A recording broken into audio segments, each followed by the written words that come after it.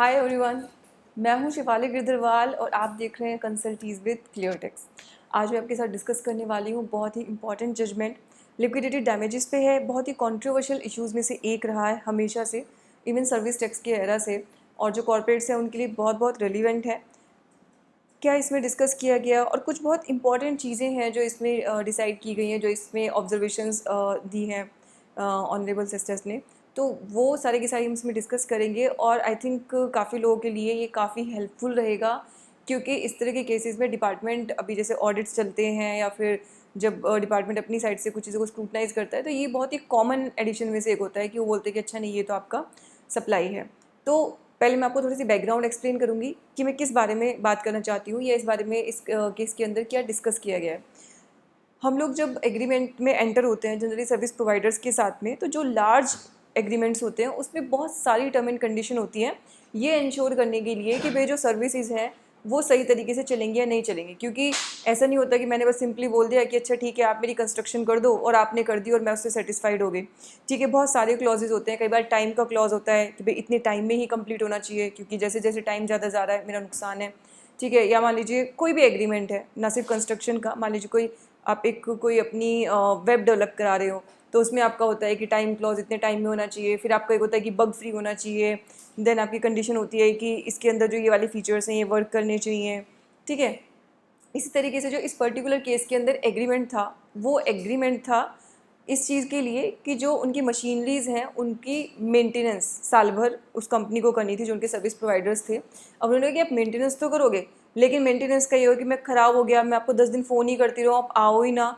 तो उन्होंने इसको इंश्योर करने के लिए एक पैरामीटर रखा कि भाई जो उसकी अवेलेबिलिटी है मशीनरी की, वो 95.5% से ऊपर होनी चाहिए साल भर कुल टाइमिंग की।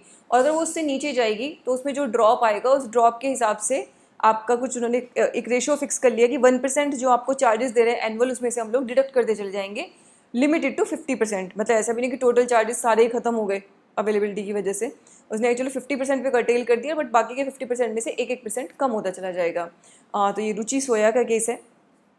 तो यहाँ पे अब डिपार्टमेंट ने बोला, अब कुछ टाइम ऐसा था जब मशीन एक्चुअली ब्रेक डाउन हो गई और एक्चुअली वो अवेलेबल नहीं थी जो सर्विस रिसिपिएंट है उसके लिए।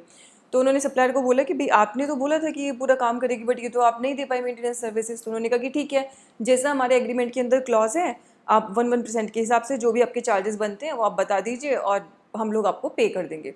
तो वही हुआ कि उन्होंने एक पर्टिकुलर अमाउंट जितनी भी उनकी बनी, इट वॉज इन करोड्स, तो वो उन्होंने बोला कि ठीक है आपको पे किया, उन्होंने पे कर भी दिया। अच्छा, ये पुरानी बात हो चुकी थी। तो अभी जब वो केस बेसिकली ऑडिट के अंदर आया और देखा डिपार्टमेंट ने कि यार ये अमाउंट तो इससे इसको आ रही है। मतलब जनरली क्या होता है कि आप मुझे कोई सप्लाई दे रहे हैं तो पेमेंट तो मेरी साइड से आपको जाना चाहिए, लेकिन आपकी साइड से मुझे क्यों पेमेंट आ रहा है।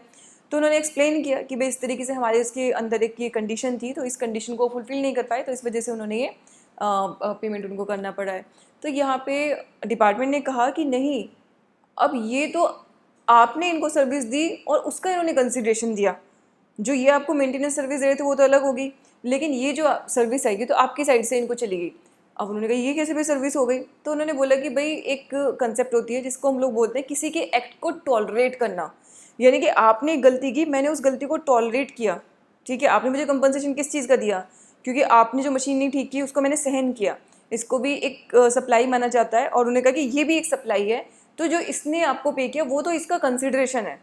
तो ये बेसिकली जो इशू था वो यहाँ पे ट्रिब्यूनल के पास गया और उन्होंने बहुत अच्छे से इसको क्लैरिफाई करने की कोशिश की। कुछ जो पुराने जजमेंट्स थे, भयाना बिल्डर्स का सुप्रीम कोर्ट का जजमेंट था, उसको उन्होंने कोट किया। और उन्होंने फिर बोला कि एक बहुत इंपॉर्टेंट चीज़ जो उन्होंने बोली कि condition to a contract and consideration to a contract, these are two different things. यानी कि किसी कॉन्ट्रैक्ट के बदले में कंसिडरेशन होना और किसी कॉन्ट्रैक्ट में एक कंडीशन होना, ये दो अलग अलग चीज़ें हैं। आप सिर्फ कंडीशन को कंसिडरेशन नहीं मान सकते। फॉर एग्जाम्पल, जो फोरगोइंग ऑफ समथिंग या फिर एक टॉलरेट ऑफ एन एक्ट वाली चीज़ है, उसने कहा वो हो सकता है कि हो कंडीशन कंसिडरेशन में हो। लेकिन मान लीजिए मेरा आपसे एग्रीमेंट सिर्फ यही होता, मैं आपसे ये बोलती कि भैया मैं ये पर्टिकुलर चीज़ करने वाली हूँ, ठीक है, अब इसका जो लॉस होगा वो आपको बियर करना पड़ेगा, हमारा एग्रीमेंट ही सिर्फ ये है, आप पैसे ही मुझसे इस चीज़ के चार्ज कर रहे थे, तो वो एक बार के लिए सप्लाई हो सकती थी। होगी या नहीं होगी वो खैर अभी भी एक डिस्प्यूटेबल चीज़ है, राइट। उन्होंने कहा लेकिन ये कोई इंडिपेंडेंट सप्लाई है ही नहीं, ये तो एक और कॉन्ट्रैक्ट था, उस कॉन्ट्रैक्ट में उसने एक कंडीशन डाली। मैं आपको बोलूँ कि जनरली जितने 99% बड़े कॉर्पोरेट कॉन्ट्रैक्ट्स होते हैं उसमें इस तरीके की कंडीशन, पेनल्टी क्लॉजेस हमेशा ही होते हैं, और इसकी वजह से काफ़ी लोगों को रिलीफ मिलेगा, क्योंकि condition to a contract and consideration to a contract are two different things. बहुत ही कंसेप्चुअल लेवल की क्लैरिटी वाली चीज़ ये इस जजमेंट के अंदर निकल के आई है। तो उसको उन्होंने क्लैरिफाई किया कि इसको आप किसी भी इमेजिनेशन से सर्विस अलग से नहीं मान सकते, और ये डिक्लेयर्ड सर्विस टैक्स का केस है, तो उन्होंने कहा कि ये डिक्लेयर्ड सर्विस इसके अंदर फॉल नहीं करेगा। अब इसको अगर मैं जीएसटी के कंटेक्स्ट में देखूँ तो जीएसटी में भी जो हमारी शेड्यूल 2 है, शेड्यूल 2 की जो 5E एंट्री है वो ये चीज़ बोलती है कि भाई फोरगोइंग एन एक्ट या फिर टॉलरेटिंग एन एक्ट उसको भी सर्विस माना जाएगा। अच्छा, पहले इसमें कन्फ्यूज़न था। पहले क्या कन्फ्यूज़न था? आप में से जो लोग लगातार जीएसटी पढ़ते आ रहे हैं उनको ये चीज़ शायद याद होगी कि पहले जो सप्लाई की डेफिनेशन थी वो इंक्लूड्स लिख के तब पैरा 1 2 3 4 लिखती थी, तो उसमें जो शेड्यूल 2 वाला पैरा था वो भी इंक्लूड के नीचे लिखा हुआ था। इससे प्रॉब्लम ये होती थी, ये क्वेश्चन कई बार अराइज होता था कि शेड्यूल 2 के अंदर जो आइटम दिए गए हैं अगर अदरवाइज वो सप्लाई की डेफिनेशन में कवर नहीं होते तो सिर्फ शेड्यूल 2 में दिए जाने की वजह से वो सप्लाई की डेफिनेशन में कवर हो जाते थे।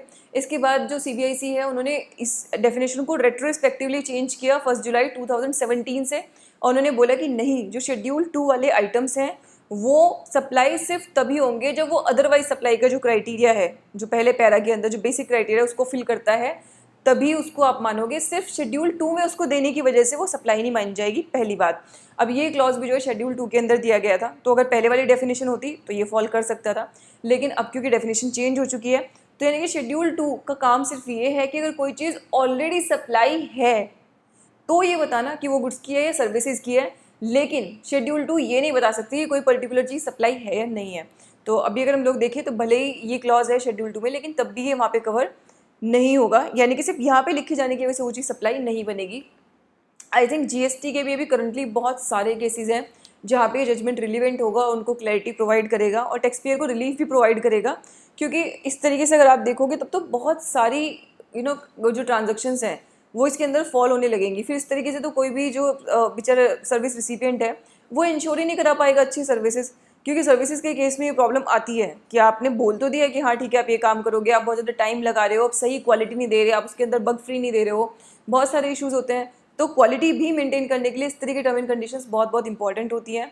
तो again I am quoting this case, Ruchi Soya का सेस्टेट का दिल्ली का केस है, हमारी साइट पे अपलोडेड है, जैसे कि सारे केसेस हमारी साइट पे अपलोडेड होते हैं। आप वहाँ जाके इसकी जो ओरिजिनल कॉपी है उसको रीड कर सकते हैं। साथ में अगर आप चाहते हैं कि कुछ इंपॉर्टेंट जजमेंट्स या कुछ इंपॉर्टेंट अपडेट्स जो हैं जीएसटी के या किसी भी टैक्सेशन लॉ के, ऑडिट के, इनकम टैक्स के, किसी भी टैक्सेशन लॉ के, वो आपको मिलते रहें आपके डेस्कटॉप पे, तो आप हमारी साइट पे जाके वहाँ से नोटिफिकेशन अलाउ कर सकते हैं। तो नोटिफिकेशन के थ्रू जब भी हम लोग कुछ पोस्ट करेंगे वो आपको आपके डेस्कटॉप पे एज अ नोटिफिकेशन मिल जाएगा। इसी के साथ ये वीडियो में क्लोज कर रही हूँ। Thank you so much.